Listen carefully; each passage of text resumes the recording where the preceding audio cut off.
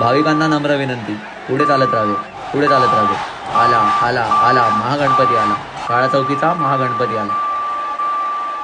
डोळ्यात साठवावे असे तुझे मनोहर रूप, मनामध्ये साठवावे असे तुझे गोड स्वरूप. रिद्धी सिद्धीचा नायक तू, सुख करता आणि दुःख हरता तू, प्राणाहुनी प्रिय तू, असा काळा चौकीचा महागणपती तू.